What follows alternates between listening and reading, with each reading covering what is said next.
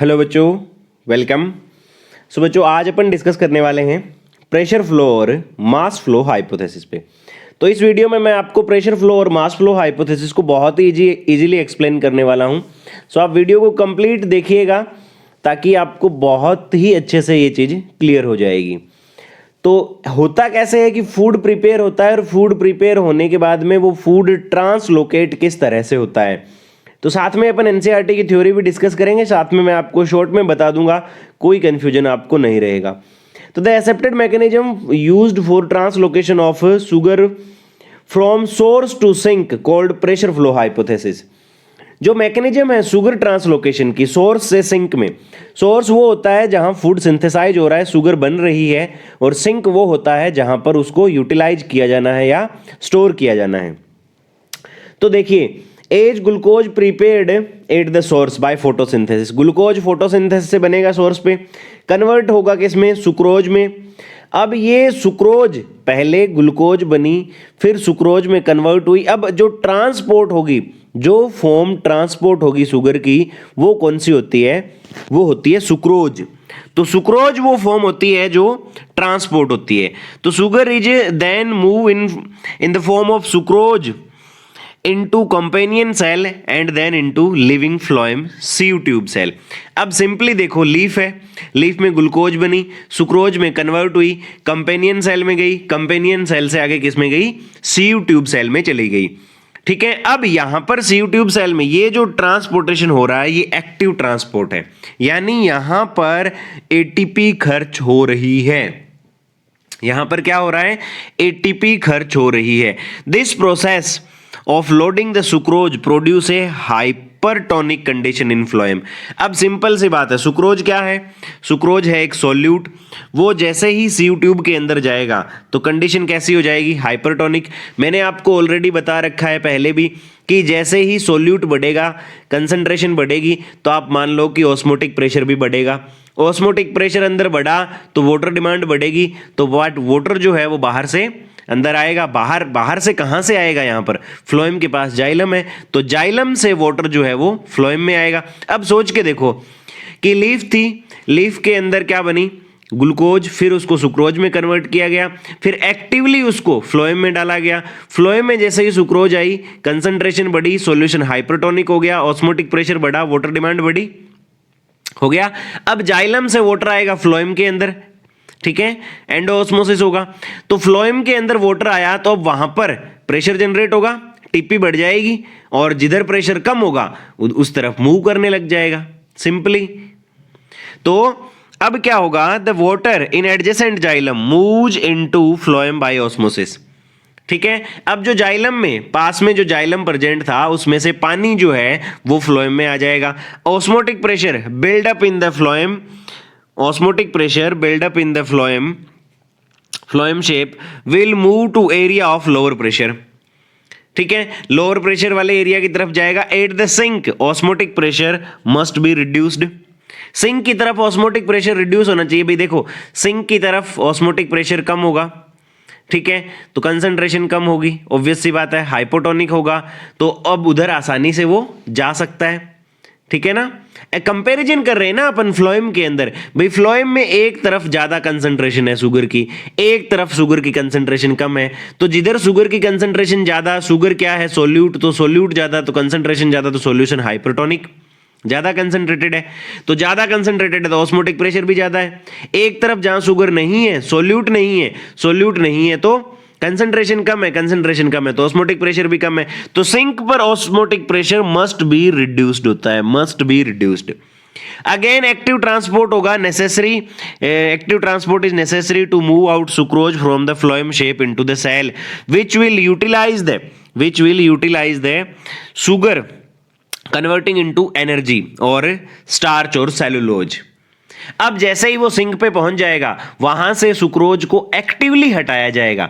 देखो फ्लोएम के अंदर एक्टिवली ही डाला गया था, एक्टिवली हटाया जाएगा। डाला तो क्या हुआ, कंसंट्रेशन बढ़ी, ठीक है, पानी अंदर आ गया। जब सुक्रोज को एक्टिवली हटा दिया तो कंसंट्रेशन क्या हो जाएगी, कम हो जाएगी, कंसंट्रेशन कम हो जाएगी, तो पानी जो होगा वो वापस जाइलम में चला जाएगा, बस। तो as sugar are removed the osmotic pressure decrease, भाई कंसंट्रेशन कम हुई तो ऑस्मोटिक प्रेशर कम हो जाएगा and water moves out to phloem, water जो होगा वो फ्लोएम से वापस जाइलम में चला जाएगा। बस इतनी सी तो बात है। तो movement of sugar in the phloem begin at the source, कहां से शुरू होगा? सोर्स से, where sugar loaded actively transport की जाएगी, फ्लोएम में लोड की जाएगी यानी सीयू ट्यूब के अंदर। Loading of phloem setup A water potential gradient that facilitate the mass movement in the phloem. तो पोटेंशियल ग्रेडियंट बन जाता है वाटर की वजह से, तो उस वजह से क्या होगा? मास मूवमेंट होगा, यानी बल्क के अंदर बहुत सारा मटेरियल जो है वो ट्रांसपोर्ट होगा।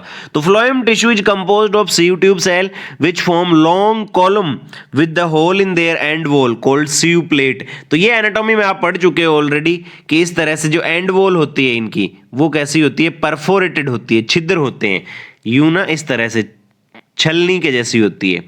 तो इसे क्या बोलते हैं? इसे सीयू प्लेट कहते हैं।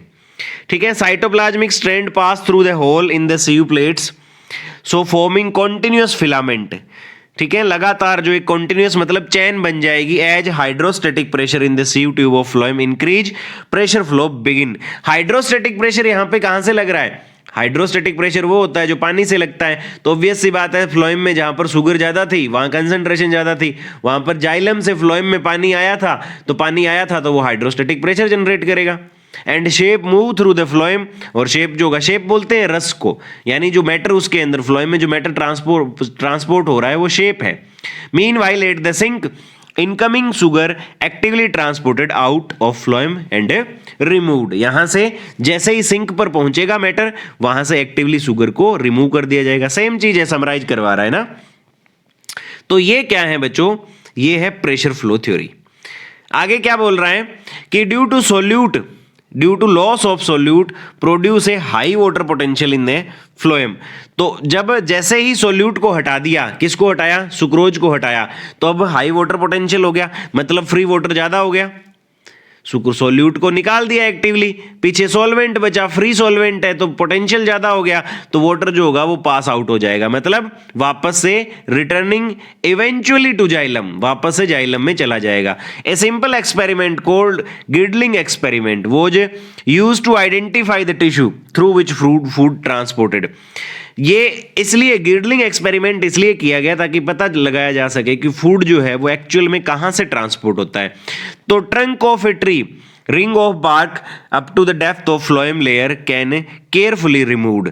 आप ऐसे करो भाई, बार्क को हटा दो। अपन क्या पढ़ते हैं एनाटॉमी में, अपन ने पढ़ा था कि बार्क जो होती है वो वेस्कुलर कैम्बियम से बाहर वाला रीजन बार्क कहलाती है, मतलब उसमें सेकेंडरी फ्लोएम भी इंक्लूड होगा। फ्लोएम को हटा दोगे तो in the absence of downward movement of food portion of bark above the ring of stem becomes swollen after a few week. तो जैसे जहां से आपने वो हटाया है उसके ऊपर, स्टेम के ऊपर वाला हिस्सा जो होगा वो फूल जाएगा। क्यों फूल जाएगा? क्योंकि आपने फ्लोएम हटा दिया, अब फूड जो है वो नीचे की ओर ट्रांसपोर्ट नहीं हो रहा है, वो वहां पर इकट्ठा होने लग गया है।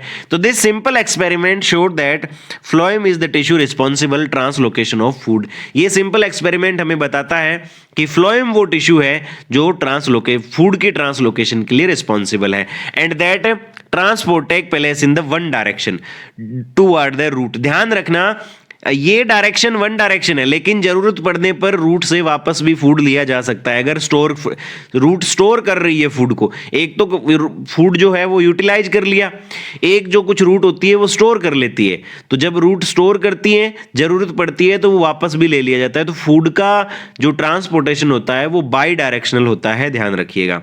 ठीक है, तो बस इतनी सी बात है। अब मैं अगर इसको समराइज करूं बिल्कुल छोटे से में, भाई जैसे ये डायग्राम दे रखा है, इसको सिंपली आप केयरफुली ऑब्जर्व करोगे तो आपको सारी चीजें बहुत अच्छी तरीके से समझ में आ जाएंगी।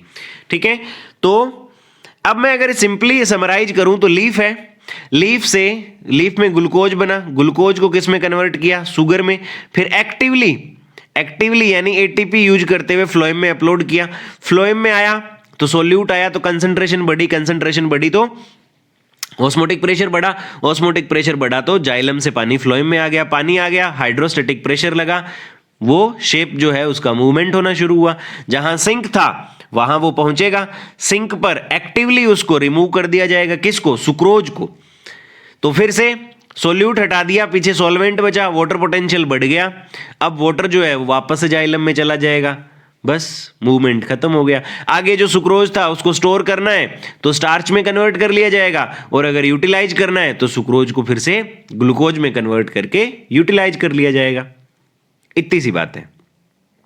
तो आई होप आपको ये वीडियो बहुत अच्छे से समझ में आया, आपको सारी थ्योरी क्लियर हो गई होगी। अगर ये वीडियो आपके लिए हेल्पफुल रहा हो तो बच्चों लाइक करें, चैनल को सब्सक्राइब करें।